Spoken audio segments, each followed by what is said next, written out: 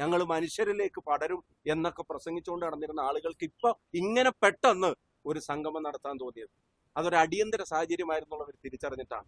അപ്പൊ ഇത് അറിയുന്നവർ ദേവസ്വം ബോർഡിലുണ്ട്, അതിന്റെ തലപ്പത്തുണ്ട്, ഇത് അറിയുന്നവർ ഗവൺമെന്റിലുമുണ്ട്, മന്ത്രിസഭയിലുമുണ്ട്. ഇല്ലാതെ ഇത് നടക്കില്ല. ആ ഉത്തരവാദികളെ കണ്ടെത്തണമെങ്കിൽ ഇതിനെ കവറപ്പ് ചെയ്യാൻ ശ്രമിക്കുന്ന ആളുകളെ മാറ്റി നിർത്തി അന്വേഷണം നടത്താൻ തയ്യാറാവണം.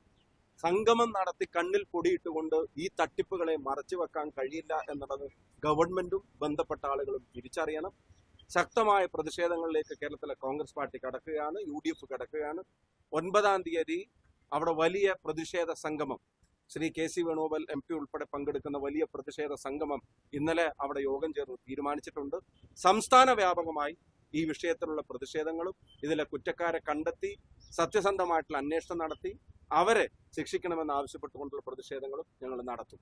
ഇന്നലെ KPC പ്രസിഡന്റ് പറഞ്ഞതുപോലെ ഈ കള്ളൻ കപ്പലിൽ തന്നെയാണ്, അത് സർക്കാരിലും ദേവസ്വം ബോർഡിലുമാണെന്നുള്ളത് വ്യക്തമാണ്. പിന്നെ ദേവസ്വം ബോർഡിന്റെ നിലപാടുകൾ ആ സംശയം ജനിപ്പിക്കുന്നുണ്ട്. അല്ലെങ്കിൽ ഈ പറയുന്ന ആളുടെ കയ്യിലൊക്കെ ഇത് അങ്ങനെ കൊടുത്തയക്കാവോ? അതിന്റെ ലോജിക്ക് എന്താ? അതിന് കൃത്യമായിട്ടൊരു നടപടിക്രമങ്ങളില്ലേ?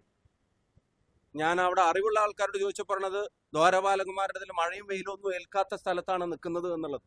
അപ്പൊ ഇപ്പൊ അതിനങ്ങനെയാണെങ്കിൽ കാര്യമായിട്ടൊരു കേടുപാട് വരേണ്ട സമയമല്ല എന്നും ചില ആളുകൾ പറയുന്നു. അങ്ങനെ കാര്യമായിട്ട് കേടുപാട് ഇല്ലാത്തൊരു സമയത്ത് വീണ്ടും പോയി ഇത് പൂശണം എന്ന് തോന്നിയത് എന്ത് മോട്ടീവിന്റെ അടിസ്ഥാനത്തിലാണ് ഇന്ന് ഇതുപോലെ ഒരാളുടെ കയ്യിൽ കൊടുത്തയച്ചത്? എന്നിട്ട് അത് തിരിച്ചു കൊണ്ടുവരുമ്പോൾ അവിടുന്ന് ഇതുവരെ വഴിനീളം നടന്നിട്ട് അത് പ്രദർശിപ്പിച്ചിട്ട് അതിന് പൈസ ഉണ്ടാക്കി അതിന്റെ പേരിൽ പണപ്പിരിവ് നടത്താനുള്ള സാഹചര്യം കൂടെ ഒരുക്കി കൊടുക്കുക എന്ന് പറഞ്ഞാൽ ദേവസ്വം ബോർഡൊക്കെ എന്താ ചെയ്തുകൊണ്ടിരുന്നത് അവിടെ?